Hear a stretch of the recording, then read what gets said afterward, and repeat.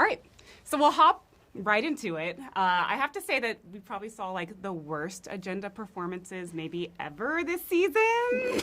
And I would say like two of the top three are in this room right now. So I would put maybe at number 3, like Caleb's cowboy hat. Probably at number 2, like no cap, no cap. No cap, no cap. I don't know what this was all about. And then probably at number 1, the clothespinning incident. That was hard. That was a lot harder than I thought it was going to be. I don't know what she's talking about. Yeah. So, I mean, Clothespin. with that, did you ever think you would end up here?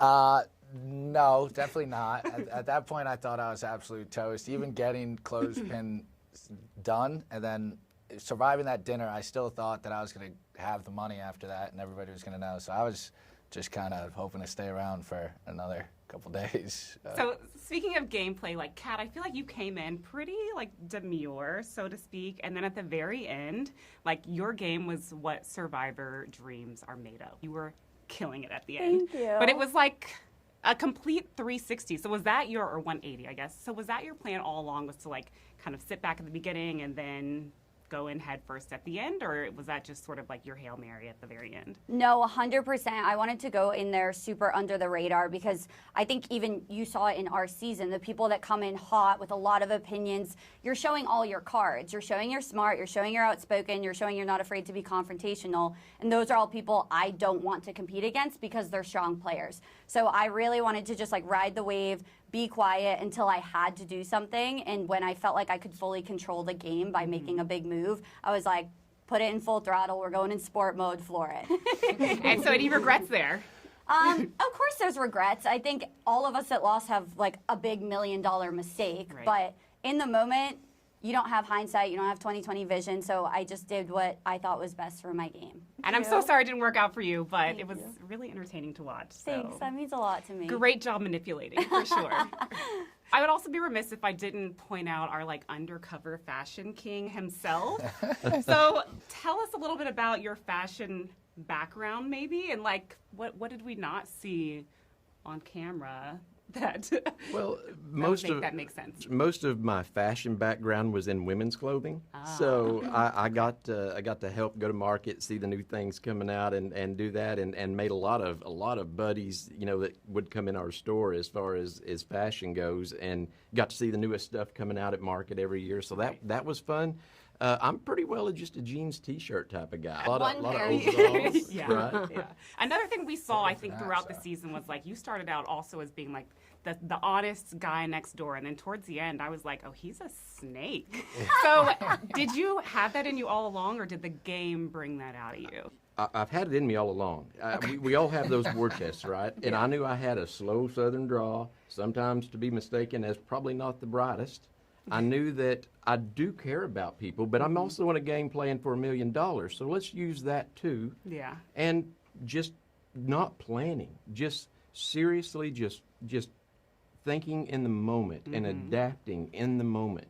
If I were to try to plan out for the next day, it's just too much to me. Yeah. I just want to act and react and ride that wave and then get a little something going and then just keep rolling with it. I'm hopping over back to you, Lauren. Yeah. And so we're going to talk about tough exits. So one of the tougher exits this season was obviously Daisy. She felt very betrayed. So I guess looking back on that, do you have any regrets there? Have you all mended fences? Like, where does that relationship stand? The fences are mended. Daisy and I are great. Okay, but good. that was tough. Yeah. Because I genuinely thought, she has to have it, right? There was nothing else for me to look at. Right. That was all we had. Yeah. But that one hurt my heart a little bit. That one was a struggle. And I needed a minute after that to kind of get myself together because that one hurt. That was the one that when I went home, I was like, I don't like that went down like that. Yeah. But like Kat said, I mean, hindsight's 20/20, right? But you don't have time for that.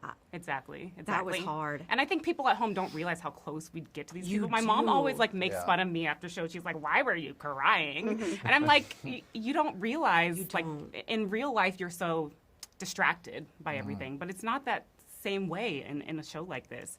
So, Kat, what about you? How are things with you and Daisy at this point? We've definitely mended. I think the contrast of back to back, we had Kevin go home, and he was like, I'm not going to throw Kat under the bus. I'm going to keep my mouth quiet. I'm going to leave. And then Daisy was like, I'm lighting this place up in flames before I left. Honestly, iconic. We got to see, you guys got to see the real Daisy with that, and she is just iconic in her own firecracker. ways. So, yeah, we've mended, and wish nothing but the best for her and her family. Okay, so another exit that personally was hard for me is like a black woman who operates in a lot of kind of underrepresented spaces.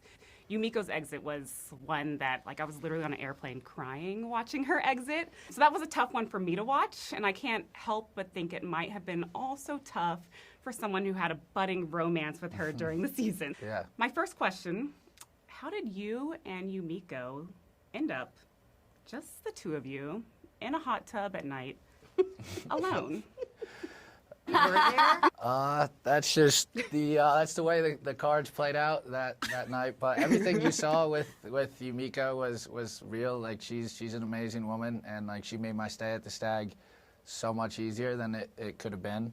And we definitely just were super comfortable around each other. Part two of the question, were there other hot tub scenes we didn't see? Are there more? No comment. No comment. That's almost better than comment. Okay. Okay, third part of this question. Any connection still happening with Yumiko, or are you single? Yeah, I'm single. It didn't end up like moving in a romantic fashion after the show, but we're still super close, and I'm grateful that I got to know her, and we're locked in like this now. So we'll see you on the next season of Too Hot to Handle. I love that for us. Yeah.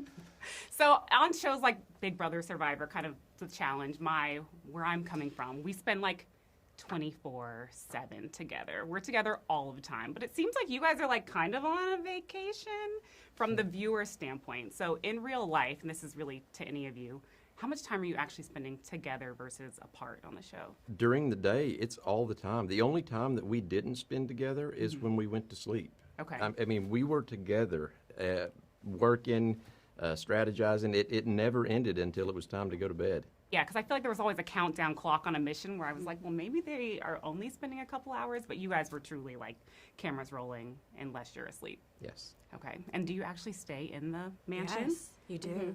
My bedroom was bigger than my house. Wait, really? Yes, pretty close. I'm pretty certain of it. There were about 10 shower heads in my bathroom.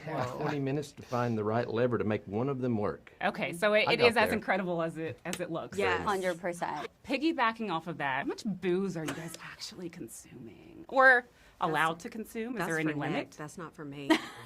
Not as much as I can make a compilation of wine chugs. That's right. So I'm just wondering. That's not. You get like a glass a night.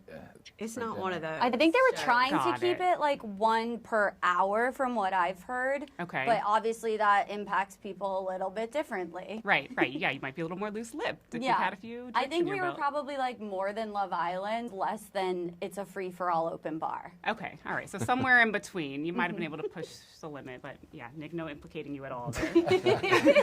All right, well, it's been so great chatting with you. Congrats on your $1 million win. Thank you so much. Like binged this, and I enjoyed every second of it. So I wish you guys all the best. Thank you. Thank you You for your too. time.